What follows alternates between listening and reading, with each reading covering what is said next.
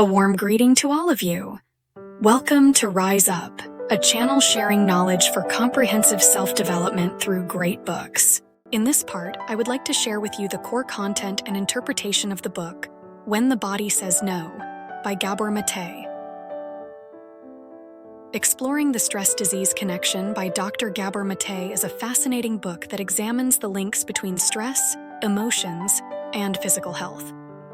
Dr. Maté argues that chronic stress and emotional repression can lead to various diseases, such as cancer, autoimmune disorders, and other chronic conditions. He explores how unresolved trauma, emotional repression, and even certain personality traits can affect physical health, leading to the body's way of saying no through illness. He has been awarded the Order of Canada, the highest honor bestowed upon Canadian citizens.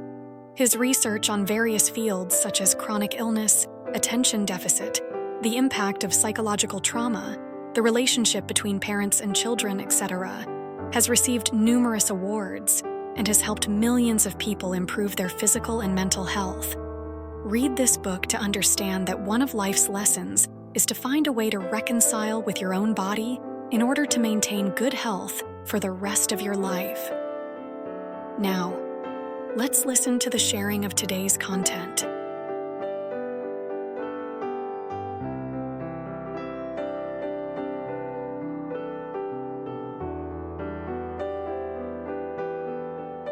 The mistake of modern medicine. Mind-body unity has been overlooked for a long time. Have you ever had this experience? When a part of your body hurts, you go to the hospital, seeking a specific department that can treat and alleviate the pain in that part of your body. Next, you are referred to a doctor.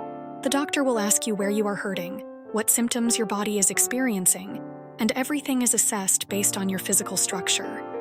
Back in the day, when my mother was suffering from a chronic gastrointestinal illness, I took her to many hospitals, even to top specialists in that field.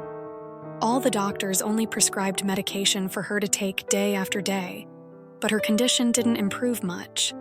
At that time, I felt a deep sense of helplessness. It wasn't until I read this book that I realized something. When your body is sick, if you want to heal, you can't rely entirely on doctors, because modern medicine still has its shortcomings. How much you can fully recover depends largely on you, on whether you can maintain mind-body unity.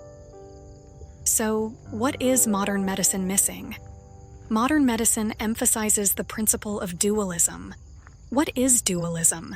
It means that we, humans, have a way of perceiving and defining the world and ourselves based on Newtonian physics from 300 years ago, which separates parts and acknowledges the independent existence of two entities. When people think about things around them, about people or themselves, we often naturally divide them into two categories, such as male and female, good and bad, individual and collective, and so on. Modern medicine is no different. Modern medicine always separates the body and the soul. Most treatment processes are based on the structure of the body, based on changes in the physical and chemical processes inside the body, to find the relationship between the body and disease. Moreover, the more specialized a doctor is in a particular field, the more knowledge they have about a specific organ in your body and certain corresponding diseases.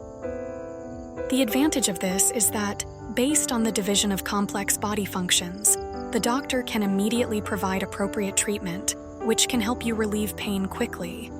But it cannot cure many diseases at their root because it has a major problem here. It has lost the holistic perspective. Doctors rarely see a person as a whole, complete being worthy of observation and analysis. They only focus on the patient's diseased area. If a doctor doesn't consider the patient's soul, doesn't care about their life development, work, love, or other aspects of their life, then it is very difficult to make a comprehensive assessment and effective treatment for the patient. During the healing process, the author realizes that most doctors are unable to understand the patient's subjective perception of life. They only care about and understand the patient's feelings when they are sick. A Canadian scholar named Sell wrote that most people don't realize that the spirit, the success of scientific research, depends on the personal perspective of the explorers. This means that if a doctor always uses the perspective of the dualistic principle to treat patients, then the situation they observe and the conclusions they draw are also often dualistic. The more the doctor follows the dualistic principle, the easier it is to fall into corresponding results. So what happens when your body and soul can't connect?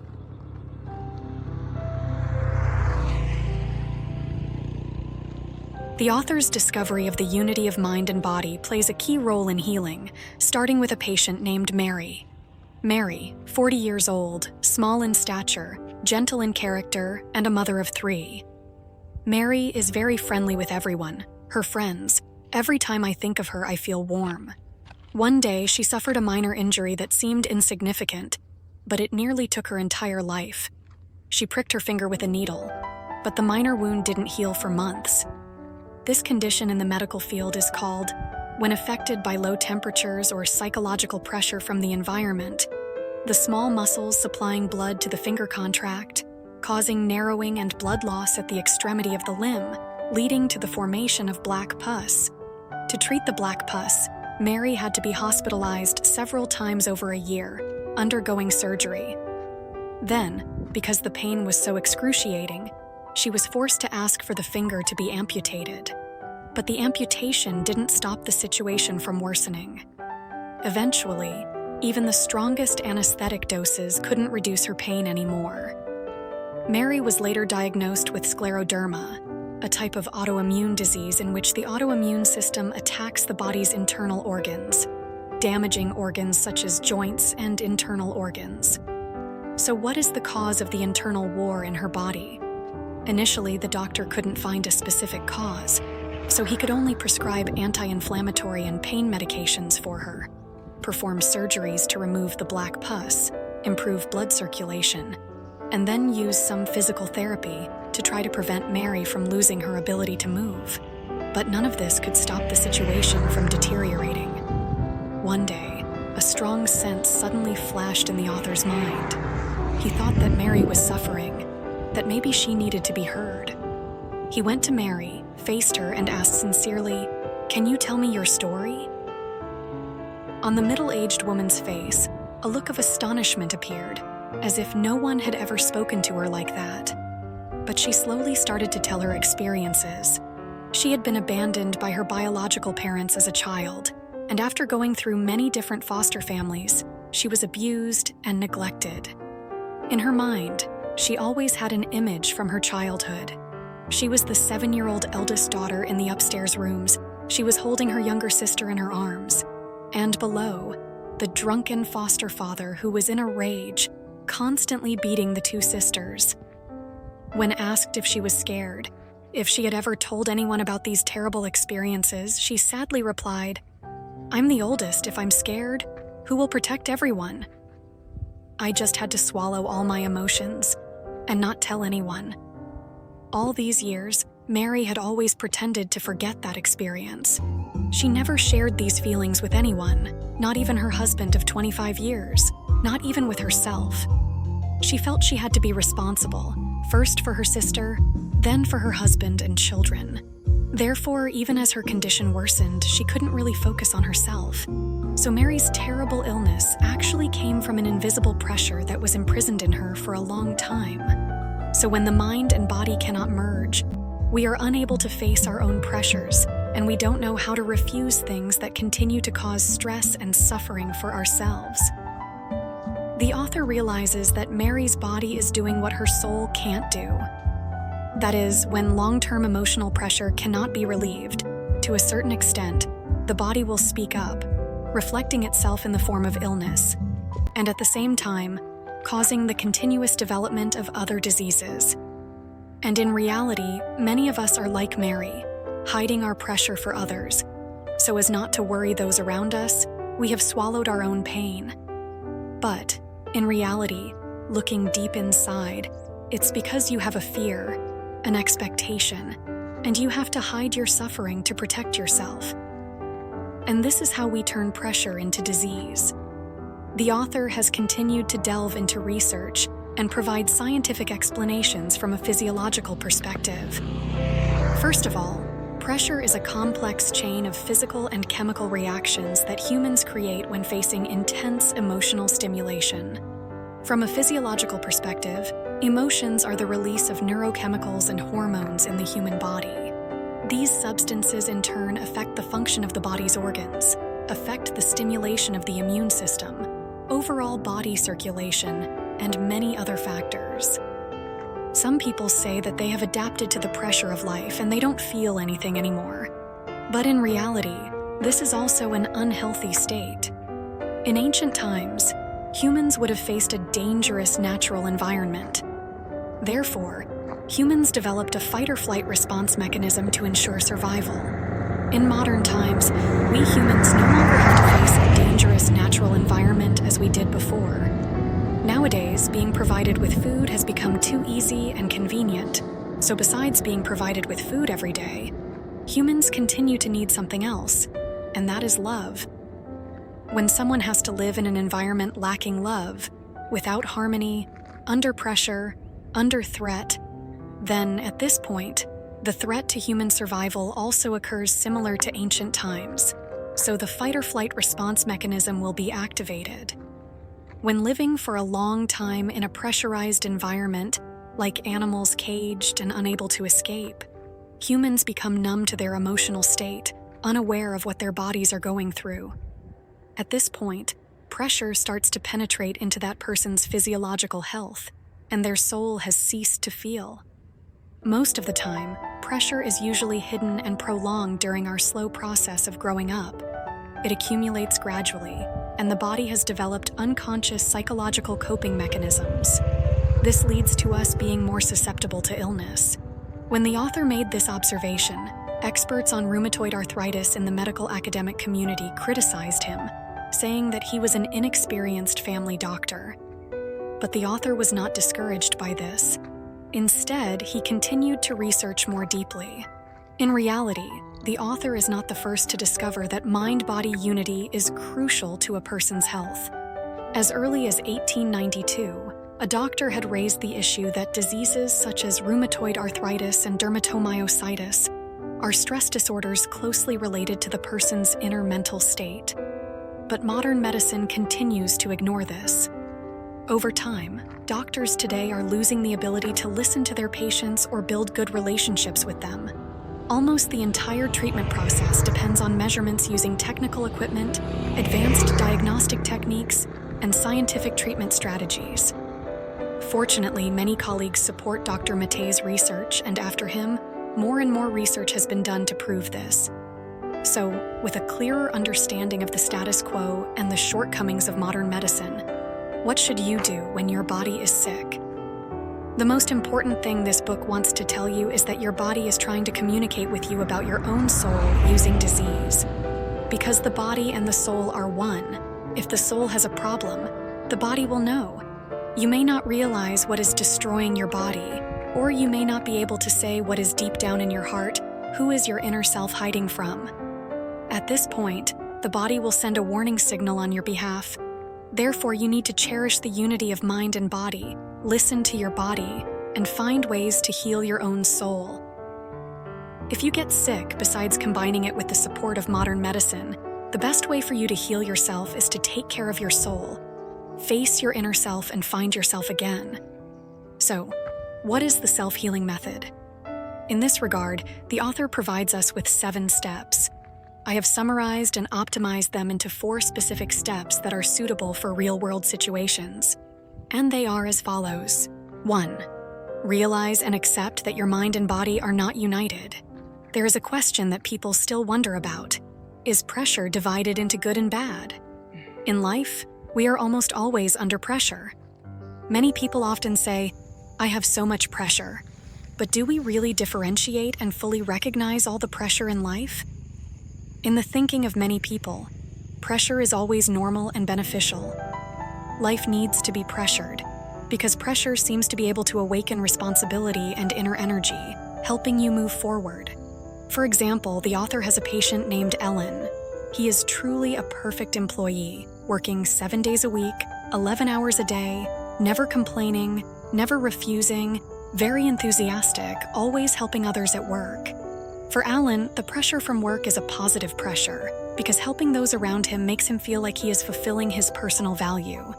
The bad pressure is from his 15-year marriage with a wife who is not very romantic, not close enough, and they don't have children. He believes that he doesn't smoke, doesn't drink, wakes up early, so he gets sick because he eats 7 meals while working. But in reality, the root cause of the illness doesn't come from eating habits, but from the pressure he considers positive. Because behind that pressure is always an invisible pressure called expectation. When expectations and family are not met, he has placed all his expectations on outsiders, hoping that by working hard he will gain recognition from colleagues, from the company, and he continues to maintain a high work intensity to protect the perfect label in the eyes of others. We need to understand that besides the clear pressures from society, work, finances, and family relationships, there are many invisible pressures that are difficult to perceive. They come mostly from deep-seated fears within you and expectations from parents, lovers, friends, colleagues, or expectations that you have for others. Adler has suggested that the root of psychological problems is that people don't get enough love in childhood. And the author also finds that a person who suffers emotional trauma as a child will have difficulty separating emotions when they grow up, meaning that they are unable to detach from the emotions affected by their childhood. Instead, they repeat or maintain the behavior patterns when they grow up, such as complaining, criticizing, scolding, abusing children, having high expectations, being prone to anger, just like their own parents. A study at the U.S. Military Academy followed the developmental journey of 1,400 students over 4 years and found that those students who set high goals, studied hard, and had successful parents often had deeper psychological pressures and were more susceptible to illness. These individuals excel in a group, but they don't truly achieve emotional independence. They just continue to follow in their parents' footsteps of success or respond to the expectations of family and society. Therefore, when we recognize that we are under pressure, but we think that these pressures are necessary, that they are good for our growth, then be wary of this. Be wary of all pressures. In reality, the process by which the body responds to pressure is mediated by many nerve pathways and hormone secretion, which specifically affects 3 types of organs. First, the endocrine system. For example, the adrenal glands secrete estrogen, making the body excited and increasing the heart rate. Second, the immune system. The immune system performs its immune function, attacking enemies coming from outside the body. Third, the intestinal mucosa of the digestive system. The digestive system is enhanced in its digestion and absorption processes, giving the body more energy. However, for the human body, the response to pressure has limits. When pressure is within a reasonable range, it can help humans activate the body, make the spirit cheerful, and improve work efficiency, as I have listed above. But if it exceeds a certain limit, it can cause an overreaction in the body and cause great damage. If the immune system is affected by pressure for a long time, or from too much stress, it may consider the body's own tissues as enemies, causing immune system-related diseases, or causing the digestive system to experience symptoms of poor digestion, increased acidity, ulcers, and eventually leading to cancer. It can be said that the limit that the human body can withstand is also the dividing line between good pressure and bad pressure. So, where is this limit? This will depend on each individual. However, there is a basic criterion to help you determine whether it is a bad pressure or not. If a person often experiences recurring physiological issues such as stomach pain, insomnia, difficulty sleeping, excessive acne, bad breath, rapid heartbeat, easy fatigue, sweating, frequent urination, headache, or some behavioral signs like irritability, impulsiveness, excessive anxiety, easy anger, shopping sprees, compulsive eating, etc., then these are all symptoms that the body is manifesting to let you know that you are under bad pressure. 1, it comes from clear external issues. 2, it can come from deep within, from fear or from fulfilling some expectation from yourself or others. but most of these fears and expectations can stem from past traumas. Therefore, when you receive these signals from your body, you need to stop, ask yourself, and analyze carefully. Where is my pressure coming from? Am I avoiding stress in my life? What should I do to help unite my mind and body? Some people will resolutely tell themselves, when pressure comes, I want to overcome it, I can't be defeated. This is actually a wrong way of thinking in terms of psychology. Stress should not be used to overcome, nor does it disappear without a reason. It requires us to release and liberate it from within. Those who try to overcome stress are actually denying the situation. They are afraid to face the anxiety from within and numb themselves. Usually, the more you do this, the more stress will accumulate in your heart, and in the long run, it will affect your health. So when pressure arises, we must really feel the pressure from our hearts and accept that we are in a state of pressure. In addition, the author also points out some wrong perspectives that if a person often thinks in this way, it will seriously hinder the discovery of the pressure that exists within them. So what are these wrong thoughts? First, I didn't try hard enough, so that thing didn't turn out well, so I have to try harder. Second, I have to be involved in controlling everything, otherwise I won't feel at ease. Third, I have to be responsible for everyone around me. I don't want them to feel disappointed. Then, when we have accepted that we are under pressure, that our mind and body are not united, this is the stepping stone to help you move on to step number 2. 2. Allow yourself to be angry, release your suppressed emotions, and gain self-control. I don't know since when, being able to laugh when you want to laugh, cry when you want to cry, and get angry when you want to get angry has become something that is very far away for many people. Because most adults think that expressing emotions like this is not mature enough, that showing anger in front of others is inappropriate behavior. But in reality, anger is not bad. It is considered a positive emotion physiologically. It can help you improve your metabolism, excite your emotions, and at the same time, make you focus. For those who are depressed and have been in a state of gloom for a long time, anger is the right stimulant. However, many studies have shown that excessive anger is a major factor that leads to cardiovascular disease. Therefore, we need to be aware that the anger being emphasized here is the anger of suppressed emotions, not the kind of anger that is irritable and impulsive. What we have to do is to release the anger that is already there. For example, if someone is offended, then they should take the initiative to speak out, explain clearly to the other person, and ask the other person to apologize. But it doesn't mean that you feel offended, then you immediately lose your temper, go wild and scold them. This is not releasing anger. It only makes you more angry. Anger will only be released when you don't lose control of your emotions and you don't shut yourself in and endure it. Releasing anger is actually about you gaining control, adjusting your state, coordinating your cognition and your behavior. So here, specifically, there will be 3 steps to help you release your anger. The first step is to learn how to express. Here, you can refer to nonviolent communication, which I have shared in previous videos. The main point is to say the facts, your feelings, what you want. For example, my boss gave a raise to a colleague, but not to me. I think I'm doing better. I'm really frustrated. I want my boss to give me a deserved raise too. Even if the event has passed, you can also close your eyes and tell and describe the truth by recovering those stressful scenes to reduce anxiety, effectively release negative emotions, and prepare for the next step. It is to solve the problem. In reality, when you can recover those painful and stressful events, you will be able to see the nature of the problem and then find ways to confront it and eliminate those negative emotions. Finally, step 3, you have to take responsibility for the outcome. When we get down to solving the problem and releasing negative emotions, of course, it will lead to certain outcomes, and it is even possible that conflicts will arise with those around us. Some people may feel regretful and afraid of that.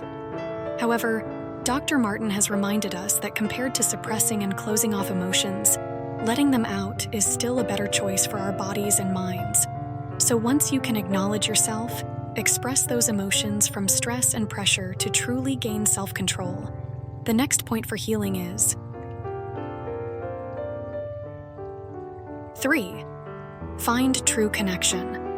In reality, at the end of the day, we humans always need connection.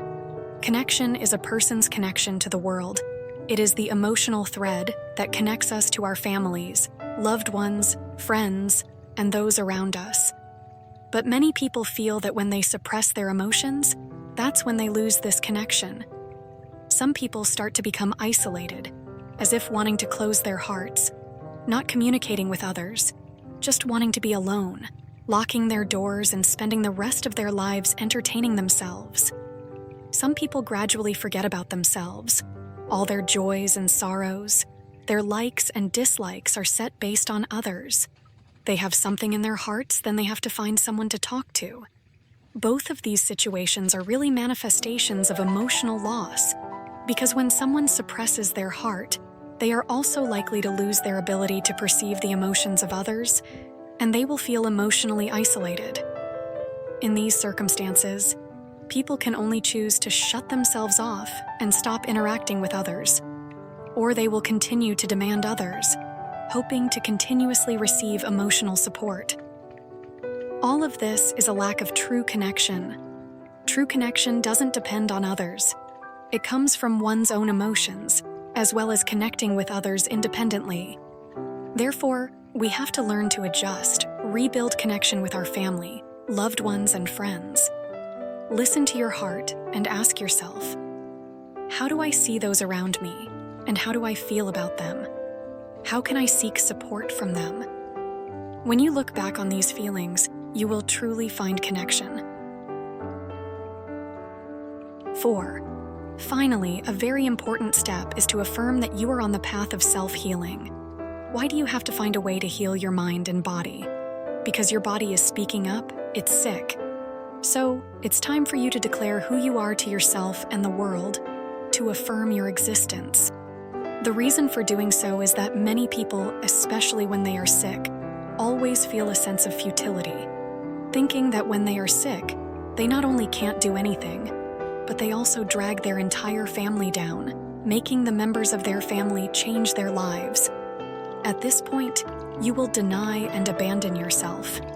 But this actually causes you to fall into a vicious cycle of humanity. The more you reject yourself, the easier it is to become empty, to fail, to be difficult to adjust, which then creates more inner pressure, which in turn makes you more ill and makes those around you suffer more. Then, we have to learn to affirm ourselves, to consider our existence as a statement that we are moving towards a crucial goal, which is to achieve healing both physically and mentally. There are 2 main ways to do this. First, pursue your own creative desires. However, this creativity is not related to your career, family, or life.